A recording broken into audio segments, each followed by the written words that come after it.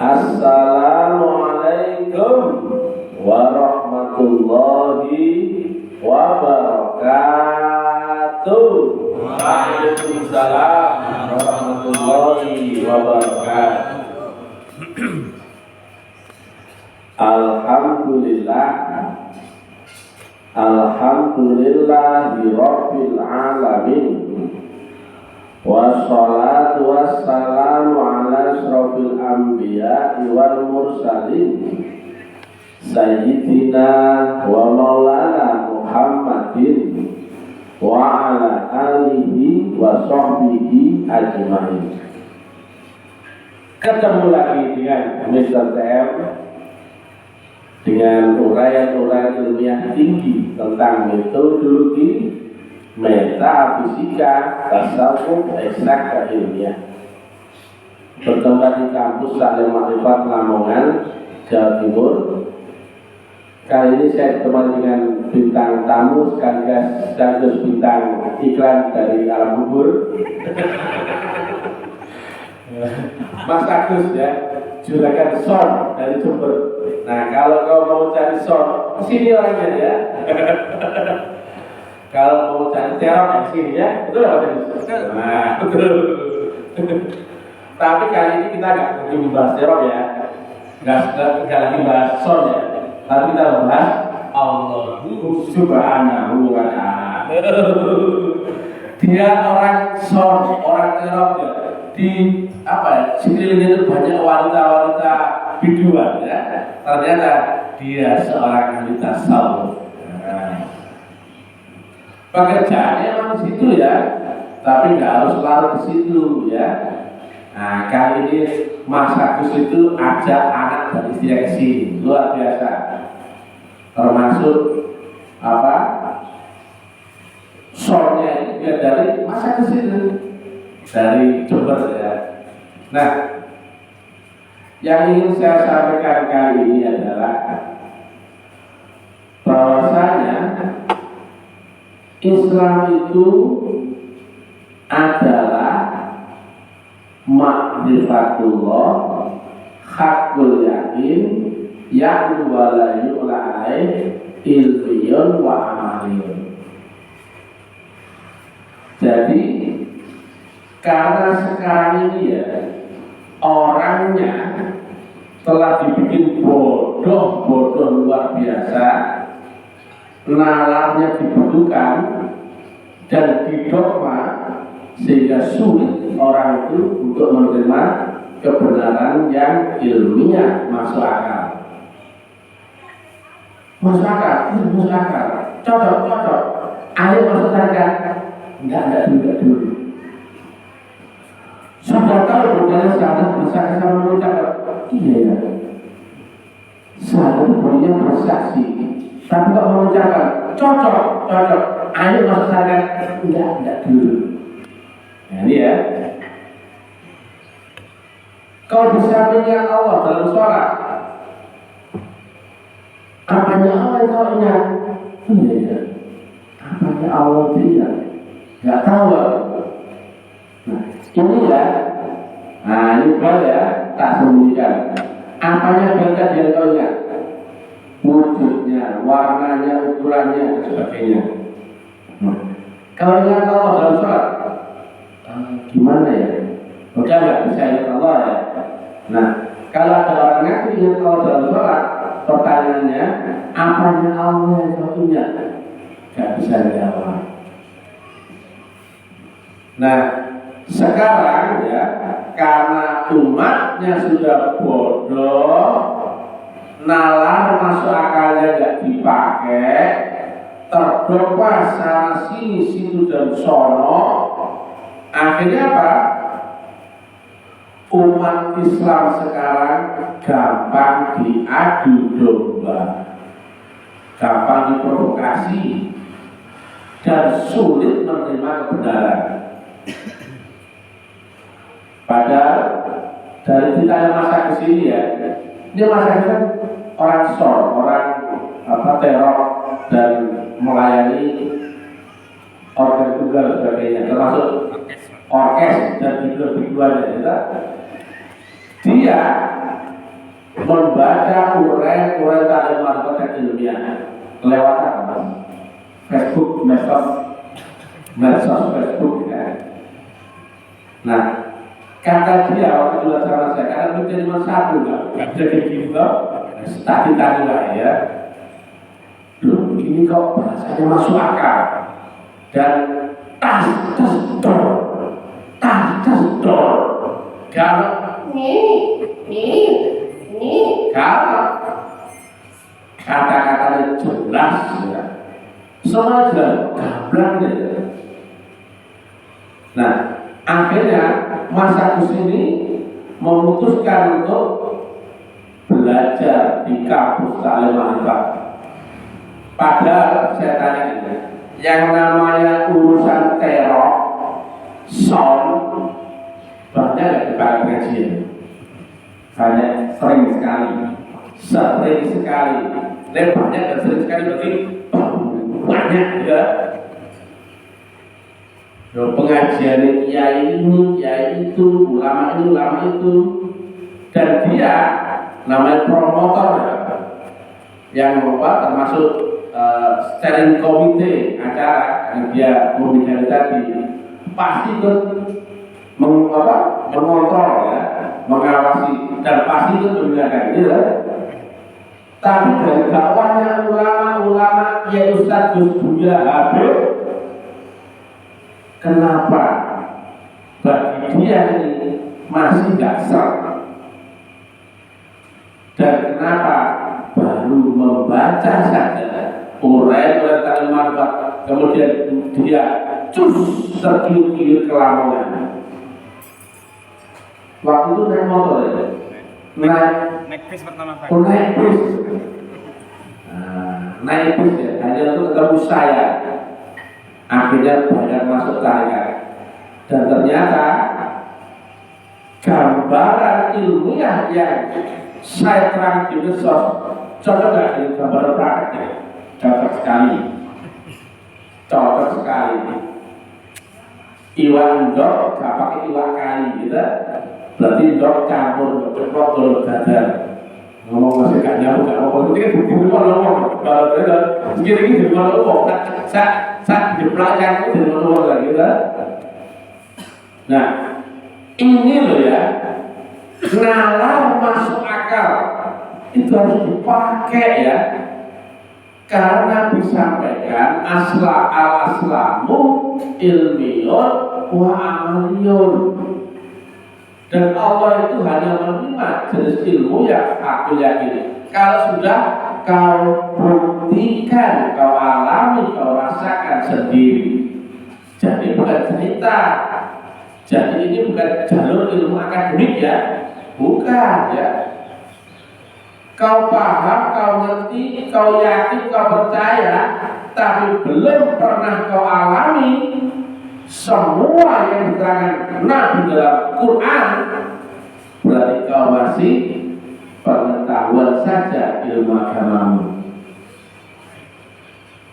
Nah, ternyata di kampus Taklim Marifat itu dakwahnya bukan dakwah cerita loh ya.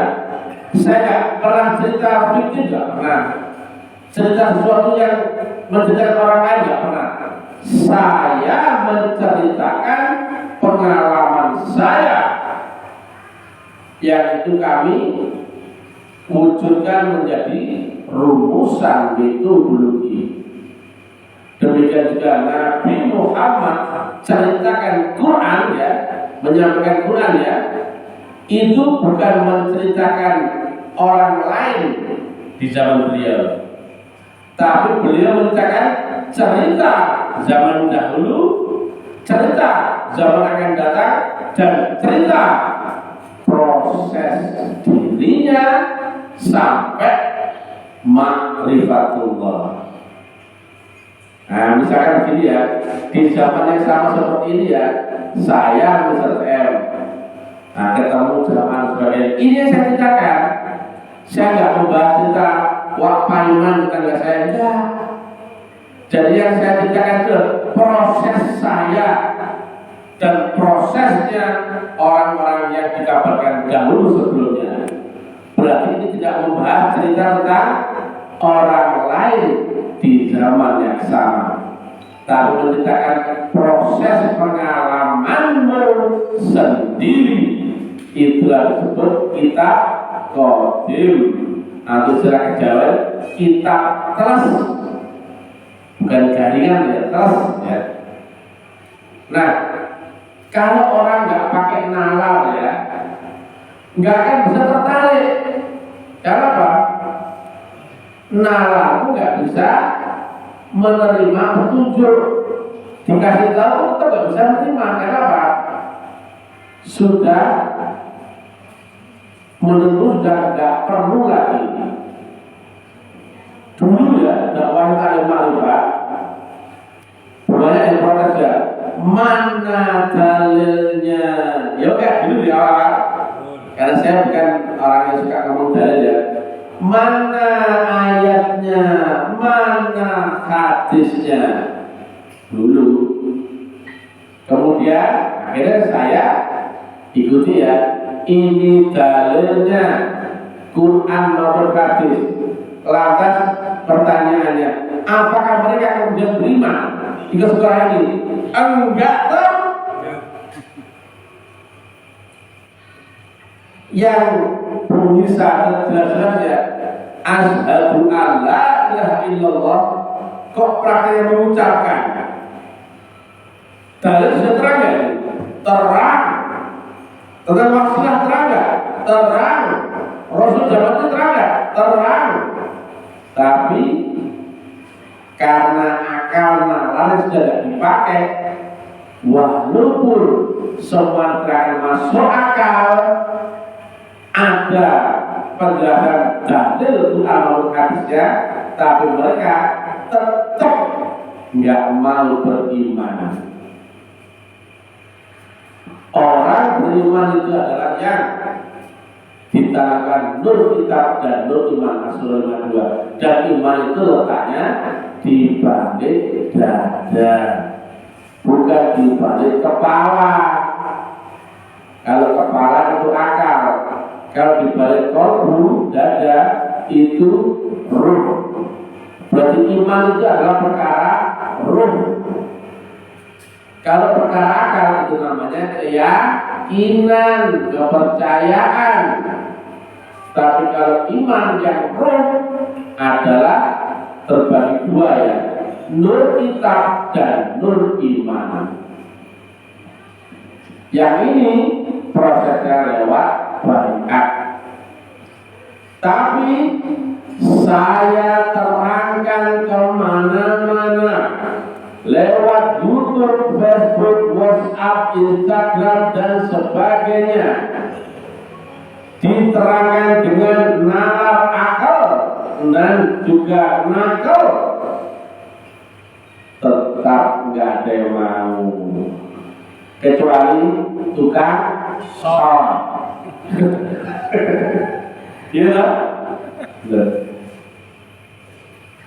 sudah kau belajar ngaji ke Kairo, IAIN, pesantren, hafuz Quran, kenapa kau gak ngerti bahwasanya di situ teorinya, inilah prakteknya, tempatnya, saluran gelombangnya. Tenang. Berarti kamu masih ngaji sesuai nafsumu. Kalau nggak dapat dengan akal nalarmu, nggak ada saudaramu. Walaupun nalarmu sudah masuk akal, tapi kamu tetap nggak mau. Beda sama teman saya di Kaksol sebelah ini. Rambutnya boleh jadi gondrong, gitu. Wah, dikelilingi dengan wanita-wanita berbaik jumboy, gitu. Tapi iman lurus, gak bela-bela. Dari Jember jauh-jauh datang kemari. Nah, itu dia. Padahal Allah itu mempunyai sifat wujud. Semua orang cakap itu ya. Allah wujud kita saat ditanya di mana wujudnya Allah, kok gak ngerti? Ada surat 20 hafal. Nah ketika ditanya di mana surat sujud Allah, kok gak ngerti. Apa enggak bunyi syahadat? Hafal. Ketika praktek, apa yang disaksikan dalam syahadat? Kok cuma mengucap, kok gak ngerti. Oh ini agama sih tujuan ya, tujuan menikah ini ya. Dan teman-teman saya itu banyak ya yang zaman itu tatoan anting-anting oh kuping sak gelas bolongan itu. Iya banyak beli-beli dulunya narkoba, wedoan segala macam. Tapi sekolah ini kemudian zina. Ada temennya orang ini ada sebut ya. Dia dulu tukang pukul ya. Dia pelatih taruh bebas ya, iya kan? Nah, begitu masuk tarik dia intimidasi sama istrinya sendiri. Di luar galak dia dulunya sama seperti saya bilang Umar. Oh galak sekali dia. Sampai malaikat boleh kawan ya dan dulu wajahnya saya bilang Umar. Tapi saya bilang Umar di rumah zina sama istrinya. Betul ya? Saya pernah cerita ini, orang Bandung ya, cuma saya tidak nama. Dulu dia tukang berkelahi, temperamen sekali dia. Nyenggol motornya, hajar. Dia dihajar. Sekarang, begitu besar mereka, dia tunduk sama istrinya. Dulu istrinya nggak berani dia, begitu dia masuk tarakan, dia nggak bisa marah. Dan dibayar semakarmanya dahulu. Ini praktek ya. Jadi agama itu bukan teori ya, bukan akademik ya, tapi sistemik. Ini sekarang sudah nggak ada yang ngerti agama, nggak ada. Kalau ngerti-ngertian, paham-pahaman banyak. Tapi tanyakan cara prakteknya, nggak ada yang ngerti. Contohnya ya. Nah, orang kan dikira prakteknya tahun bismillah kan bunyinya kan gini ya, bunyi ya, dan dikira praktek ya. A'udzu billahi minasyaitonir rajim. Bismillahirrahmanirrahim. Dikira itu ya, itu ya. Bunyinya apa? Aku berlindung daripada godaan setan yang tertutup. Itu bahasa praktek apa bahasa ucapan? Berlindung, bernyanyi, berjoget itu kalimat praktek apa kalimat ucapan? Kecuali saya mengucapkan bahwa saya berlindung itu wajar. Tapi berlindung saya berlindung. Demikian juga Bismi Allah, Bismillah beserta asma Allah. Nah, kalau kau kenal ya dengan yang punya nama dan dia mengenalimu, maka ketika saya panggil wasis, nah langsung oleh itu orang yang wasis ya. Bang Dingin, loh, langsung oleh itu. Saya sebut namanya karena dia kenal saya dan saya kenal dia. Saya sebut namanya sudah nyambung sama dia. Apa yang nyambung? Gelombang dan frekuensinya. Makanya Pak, Noel gitu kan dia. Karena apa? Ada sambungan.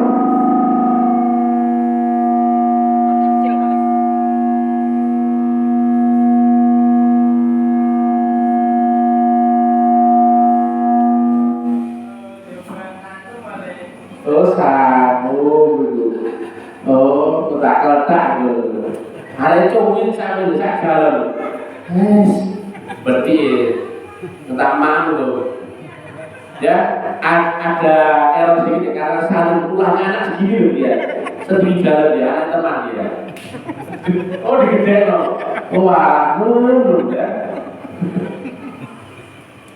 Jadi sekarang itu ya membaca Quran sebetulnya membaca dengan cara praktek hakul yakin. Karena Nabi menyampaikan Quran turunnya Quran itu lewat asbabun nuzul, sebab kejadian, dan ada kejadiannya. Berarti ini bukan cerita. Maka kau membaca Quran harus ketemu juga asbabun nuzul, sebab kejadiannya. Berarti ini kejadiannya, bukan cerita. Kapan kau a'udzu billahi minasyaitonir rajim? Jika kau enggak kenal setan itu ya, aku berlindung daripada serbukan kerbau. Berarti kau tahu nggak kalau ada kerbau di kamu? Tahu, betul nggak? Betul kan ini? Misalkan ya, aku pilih ini antara apel yang baik dan apel yang busuk. Berarti ada apel yang busuk dan ada apel yang baik di kamu. Iya. Itulah ada asbab nuzul atau sebab kejadian. Berarti itu praktek ya lagi ya, bukan teori. Di mana-mana orang membaca Al-Quran hanya sebatas teori, gak nyambung. Makanya ya, membaca Quran itu ada rukun syaratnya, yaitu harus beserta dengan nur Allah. Membaca Quran itu dengan roh yang disucikan, bukan akal dan kepandaian ya, bukan nahwu soroh mantek balaghah yai. Ya, sekali lagi ya, baca Al-Waqiah 9 tidak tersentuh untuk Quran kecuali oleh roh yang disucikan, bukan dengan nahwu soroh mantek balaghah, bukan ya, tapi dengan roh yang disucikan. Dan kalau kau membaca Quran tidak dengan nur, maka kau digolongkan sebagai ahli kitab dan diancam dengan neraka jahanam. Surat Al-Bayyinah ayat 6. Kalau tadi tidak tersentuh surat Al-Waqiah 9. Nah, kalau dulu kan begini, mana dalilnya, Quran atau hadisnya? Sudah saya terangkan. Mana janjimu kau mau masuk tarekat? Enggak juga. Memang kerbau ya. Ya, aku berlindung daripada godaan setan yang terkutuk. Berarti kau kenal setan enggak? Sudah kenal ya. Makanya kau tahu cara berlindungnya. Dan itu berlindung berarti praktek ya, bukan mengucapkan. Berarti prakteknya bukan dengan a'udzu billahi minasyaitonir rajim. Saya tanya, ini ada jangan ada apel ya. Nah kemudian saya cuma membaca, aku makan apel Fuji ini di depanku di atas meja, nyam nyam nyam, rasa kenyang. Itu kan cuma teori, cuma cerita enggak. Kalau prakteknya apa? Ya gini loh. Gua prakteknya enggak. Betul enggak? Tahu prakteknya apa? Peserta musik itu tahu, gak usah a'udzu billahi minasyaitonir rajim. Sik enak. Ya, nek itu aku makan apel, anu ya, ojo iki karo ya. Aku makan apel, kalau mungkin gitu kan? Ya bukan? Nah ya, wong ngaji Quran sing deleme iki wong gendeng. Kenapa? Omongan sama prakteknya tidak cocok, betul nggak? Jadi orang yang maca mushaf dan tidak paham apa itu Quran Qadir, itu perkara wong gendeng.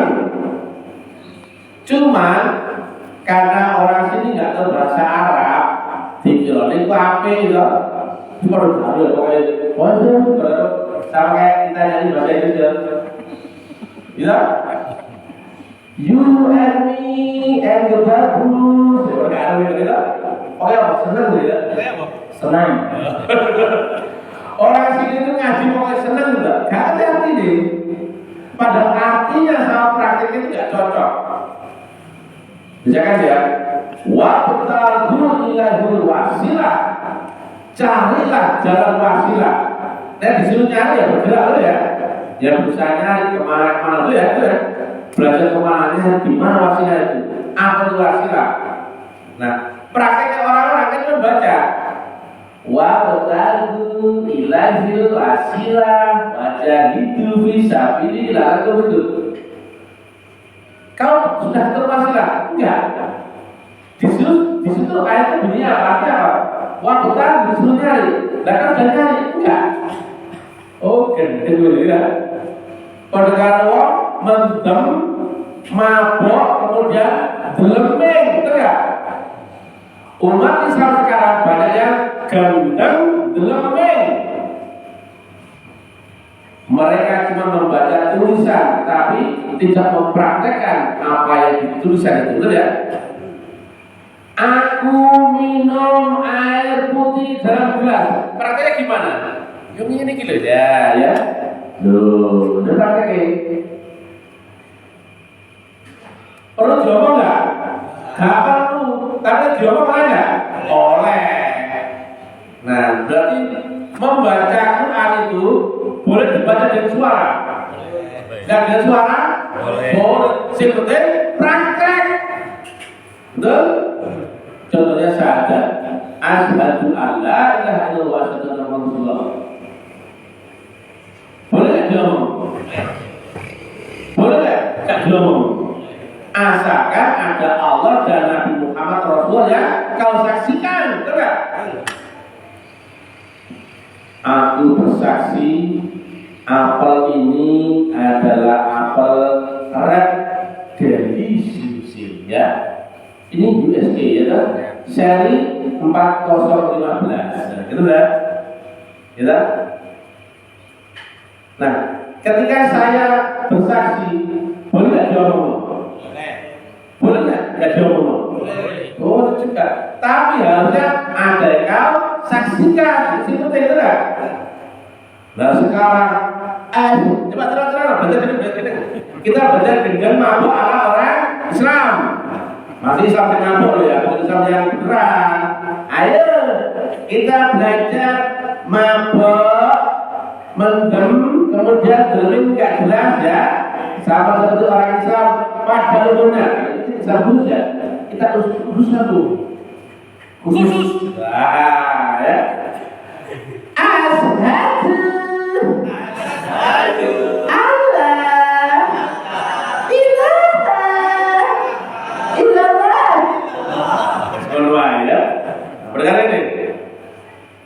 Aku bersaksi bahwa ini apel Fuji merah. Boleh nggak? Boleh. Tapi kalau nggak ada ininya, kemudian kau membayangkan ini jenenge gendeng dodok atau mendadak goblok ya. Itu ya kritik ya buat umat Islam di mana berada ya. Yang kan masih gendeng mabok, ada baca waras ya. Bersaksi praktiknya apa? Menyaksikan ucapan. Ya, kalau makan sama mengucapkan apa? Makan beda nggak? Beda. Makan praktek sama makan mengucapkan itu beda. Makan praktek ya ada dimakan. Kalau makan mengucapkan, itu kan belum. Makanya yang begini nih, Allah pun laknat dengan jahanam. Ya. Jadi membaca Quran itu kita masuk ke dimensi Quran Qadim dengan rohmu dalam proses bersucian, dan jalannya semua roh itu lewat jalan yang satu anjing sama roh manusia lewat jalan yang sama nggak? Sama. Lewat jalan Rasul juga sama nggak? Sama. Makomnya beda. Ini level 1, level 10, level itu jalannya itu aja. Kalau jalan vertikal ya vertikal. Kira-kira ya, jika Allah butuh atas sana, belok sedikit saja, saja. Nah, jalan menuju Allah harus dalam orbit yang satu, betul nggak? Selisih 0,00001% kali nggak jadi saja. Berarti jalan rohaninya hanya ada satu, betul nggak? Tapi dimensional. Maka listriknya mati. Alhamdulillah, kita lanjut dengan mic ya. Gak apa, masih bisa nyocot kita. Ya, jadi ya, membaca Quran harus masuk ke dimensi roh, dan itu lihat pensucian roh ya. Dan di situ kau harus ketemu sebab-sebab kejadian. Karena apa? Kau berhubungan dengan praktek, bukan dengan teori. Kalau teori nggak perlu sebab kejadian. Cuman case by case-nya berbeda. Kalau kau di zaman ini membaca sebab kejadiannya, sebab kejadian zaman dahulu atau zaman sekarang? Ya sekarang dong. Masa kau mau makan apel, apelnya nggak di sini? Apelnya ada cerita di sana, ya nggak mungkin lah, betul nggak? Sebab kejadian itu pasti ada di dimensimu sendiri, betul nggak? Nah itu dia. Itu kalau kau meyakini bahwasannya agama itu hak yang praktek ya. Kecuali kau meyakini bahwa Islam itu agama fiktif, dongeng kayak Ibn Upin. Nah, Ibn Upin fiktif apa enggak? Fiktif. Nah, karena fiktif, pernah enggak ada yang protes? Bapaknya Ibn Upin siapa? Enggak pernah toh. Ya saya nak sing digawe cerita tuh enggak? Kalau bapaknya Ibn Upin dinamai Dul Kamit boleh enggak? Boleh. Dul Gembuk? Boleh. Dul Somad? Boleh. Bukan itu ya. Bukan Dul Somad itu ya. Ini ngomong bapaknya Ibn Upin ya. Gak oleh ngomong Dul Somad ya. Ya. Dul Gembuk boleh enggak? Boleh. Iyalah. Jadi begitu ya. Ini semua akan masuk akal ilmiah dan bisa kau buktikan ketika kau lewat jalan rohaniah yang satu itu. Dan itu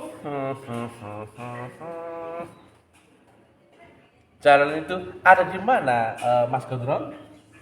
Di kampus Taklim Makrifat. Tepuk tangan. Itu dia ya. Makanya yang saya sampaikan bisa dibantah orang enggak? Tidak. Cocok enggak dengan Quran? Cocok. Itu versi Nabi Muhammad. Cocok enggak dengan Injil? Cocok. Versi Nabi Isa. Cocok enggak dengan Bhagavad Gita? Cocok. Semua cocok ya. Makanya misalnya berani tampil di publik dengan dakwah yang ilmiah ini ya. Inilah kekeliruan orang ya. Sehingga mereka cuma membaca cerita ya. Enggak tahu cara praktek, enggak tahu jalan memasuki untuk praktek itu. Nah, praktek di mana? Dimensi rohaniah atau disebut akhirat yang tidak terpengaruh, tidak terikat dengan hukum ruang dan waktu. Kalau kita praktek lewat jalan itu, ketemu nggak dengan makom Nabi Isa? Ketemu. Ketemu nggak dengan makom Nabi Musa? Ketemu. Nabi Nuh? Ketemu. Nabi Ibrahim? Ketemu. Nabi Muhammad? Ketemu. Dan juga makomnya Misr, TM yang berian dan baik hati, tidak sombong. Jelas ya. Bahasa Arabnya, kalau saya kan dulu pernah di Arab ya. Just the same way. Bahasanya ya. Jadi ini ilmiah ya, wajib kau praktekkan, kau buktikan ya. Saya nggak pernah cerita omong kosong ya. Oh haram kalau saya cerita omong kosong. Tai itu saya nggak suka. Diskusi saya nggak mau, tanya jawab saya nggak mau ya. Karena saya paling nggak suka membahas khayal-khayal, nggak suka ya. Saya orangnya eksak. Saya nggak pernah mau juga ngomong 2 kali, saya nggak mau. Sekali cukup kau perhatikan. Kalau 2 kali namanya bodoh itu, berarti kau nggak bisa nangkap itu. Jadi saya tipe orangnya gitu, tas dor gitu ya. Bukan orang melo-melo ya. Makanya mohon maaf ya, kalau orang diskusi dengan saya Saya nggak lihat latar belakangmu. Kalau kau nggak sopan, blokir. Karena apa? Saya nggak butuh orang. Nggak salam, nggak sebut nama, nggak sebut asalmu. Kau nanya, pasti saya blokir. Karena saya nggak butuh orang, sama sekali nggak butuh orang ya. Kalau ada orang nanya, pasti saya jijik. Kenapa? Kenapa kau nanya aku? Engkau sesat aja nggak masalah, kak, betul nggak? Kalau mereka sesat, kemudian saya sedih nggak? Enggak. Tapi kalau kau bayar cuan, saya pasti bahagia, betul nggak? Karena saya bisa bangun pesantren di mana-mana, betul nggak? Kita bangun pesantren di Lamongan, tepuk tangan. Kita bangun pesantren di Balikpapan, tepuk tangan. Kita bangun pesantren di Purbalingga.